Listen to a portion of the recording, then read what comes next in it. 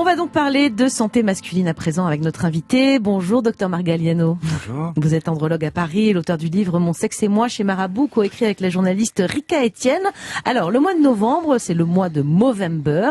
C'est quoi ce mouvement et pourquoi on voit tant de, notamment sur les réseaux sociaux, d'hommes qui arborent fièrement la moustache, surtout les hommes, parce qu'on a dit laissons-nous pousser la moustache. Julia et moi, non, on va pas le faire non, quand même. Vaut mieux pas. Movember, en fait, c'est un mouvement qui a démarré en 2003, donc il y a quand même une décennie, bientôt 20 ans. C'était deux copains australiens qui voulaient se mobiliser pour la santé masculine. Donc ils se sont laissés pousser la moustache parce que c'était pour relancer un peu la mode de la moustache, parce que quand on a une moustache, ça interpelle un peu. Donc tiens, t'as une moustache, pourquoi? Et bam, ça permettait d'introduire le sujet qui était parce que vous vous occupez de votre santé. Donc la santé, c'est la santé sexuelle, et puis aussi la cancérologie, la prévention et la santé mentale. Alors, quand on parle de cancer masculin, on parle de quel cancer en fait? Alors, il y a une sorte de hiérarchie par le nombre. Le cancer le plus important en nombre, c'est le cancer de la prostate. C'est le premier cancer chez l'homme. C'est 50 000 nouveaux cas par an. Ensuite, c'est le côlon, le poumon. Et puis ensuite, il y a les autres cancers urologiques. Et Movember s'intéresse aussi à la prévention pour les jeunes hommes, cancer du testicule. Donc il faut savoir que le cancer du testicule, c'est 2500 nouveaux cas par an, mais la prostate, c'est 50 000.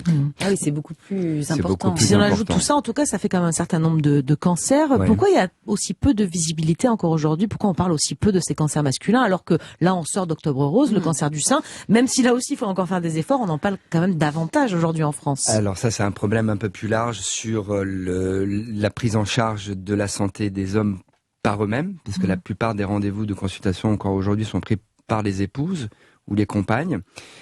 Ça vient de l'éducation. En fait, ça remonte à l'enfance où les jeunes filles dès l'âge de 13 ans sont médicalisées et les garçons pas. Et bien souvent, on voit des patients de 60 ans qui n'ont jamais vu de médecin. Donc ça, c'est des choses qu'on va changer petit à petit en développant le concept de gynécologue pour hommes, entre autres, où on va essayer de médicaliser les garçons dès l'âge de 13 ans pour leur apprendre leur anatomie, pour leur apprendre la contraception, pour leur apprendre la vaccination, la prévention, donc s'intéresser à leur santé. Et une fois qu'on est dans une sorte de pli, voir un médecin tous les ans, ça pose pas de problème, on s'organise. Nous, on en met peut-être moins de tabous, nous les femmes aussi, sur la santé, nous parler de nos seins, de notre suivi gynécologique. Aujourd'hui, on n'a pas de problème avec ça, alors que les hommes parlaient effectivement de leurs testicules, de leur prostate. Ça reste malheureusement, alors que c'est complètement idiot, parce que Prito, ça se soigne bien mieux. Vous le voyez, vous, en cabinet, cette pudeur des hommes, justement?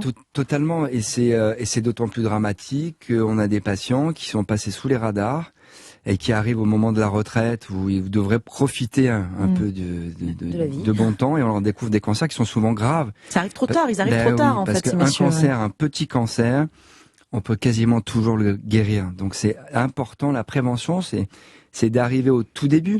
Alors évidemment, dans une médecine prédictive, peut-être qu'on arrivera avant, mais pour l'instant, il faut arriver au tout début. Et donc ça, c'est de la prévention. Et la prévention, il faut consulter. Vous disiez que vous militiez pour finalement la création entre guillemets du gynécologue de l'homme, en tout cas que ça se démocratise un peu plus. Ça veut dire quoi pour nos garçons là aujourd'hui qui sont jeunes?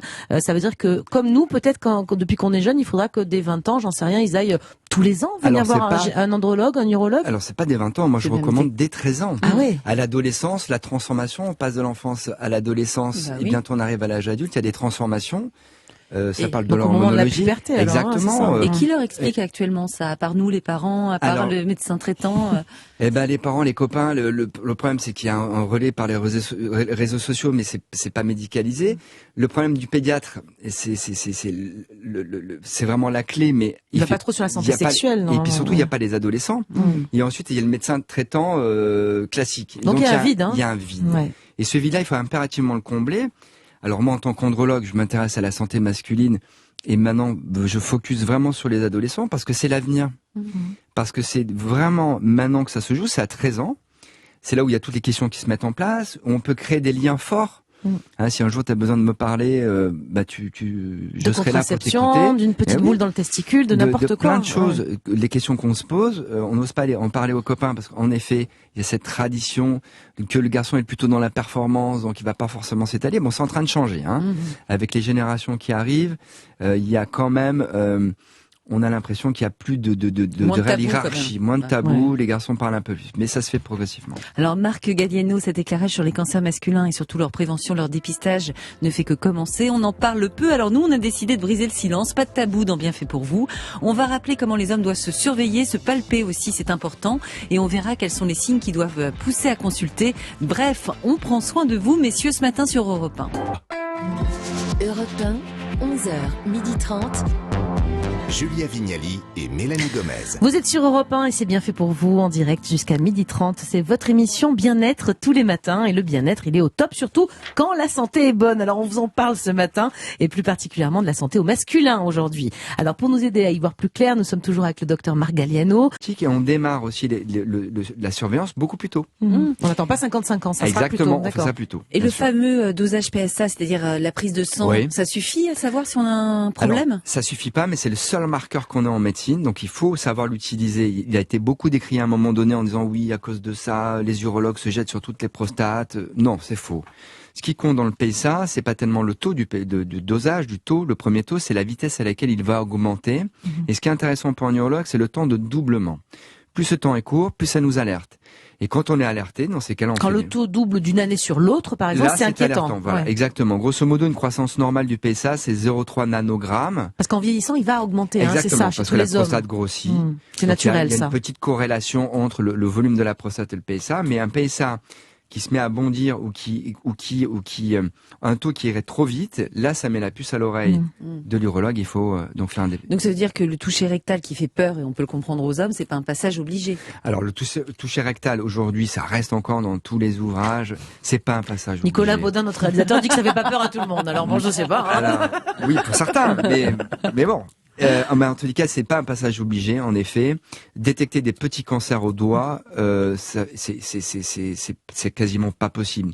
Oh, puis ça peut se passer sans douleur. Hein. Enfin, je veux dire, nous, on va chez le gynécologue chaque année, on a droit à des choses du même ordre. Et, tout à fait. si Ça on peut peut très bien se passer. dépister tôt, c'est Tout le à fait. principal. Comment on fait pour prévenir justement ce cancer de la prostate? Est-ce qu'il y a des choses à faire pour les hommes pour protéger sa prostate hein? Je crois que notamment le fait d'éjaculer souvent, ça compte pour limiter le Alors, risque.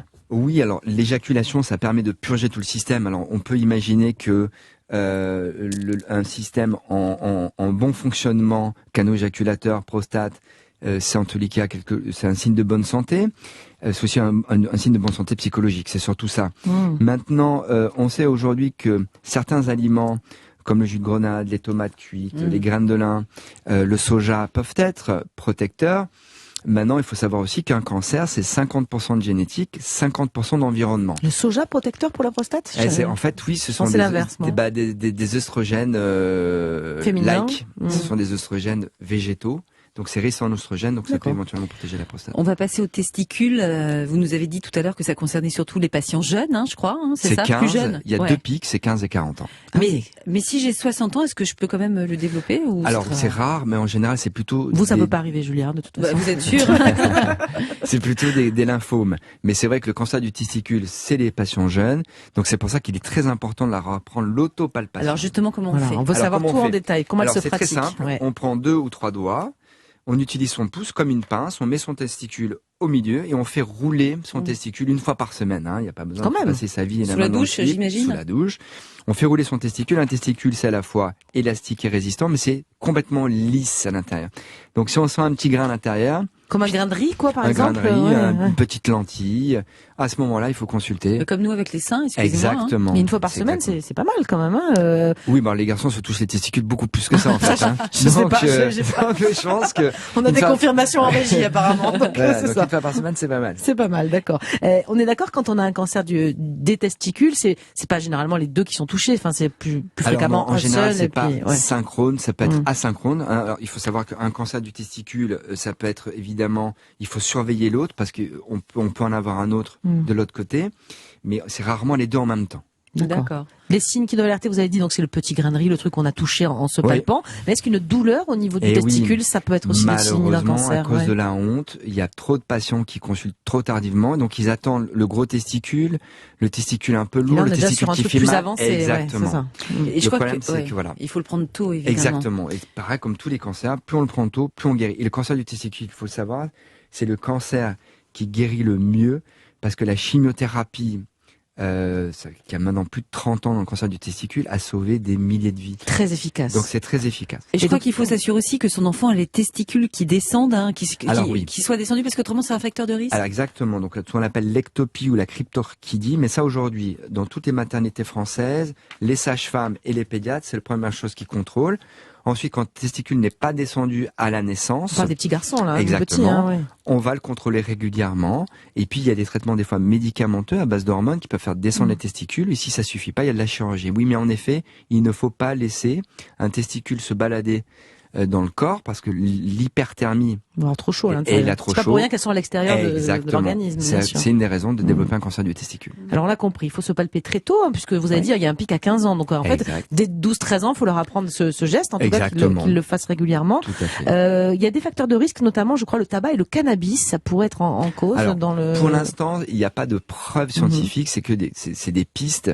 Mais en tous les cas, on sait que les microcalcifications, un testicule atrophique, la cryptorchidie, les antécédents directs de cancer du testicule dans la famille ou de l'autre côté, ce sont des facteurs de risque avérés, prouvés. Le cannabis et le tabac, pas encore. À suivre, très bien. Bon, de toute façon, c'est mauvais pour plein d'autres choses, donc ne commencez jamais. Merci beaucoup, docteur Galliano, d'avoir accepté de répondre à nos questions.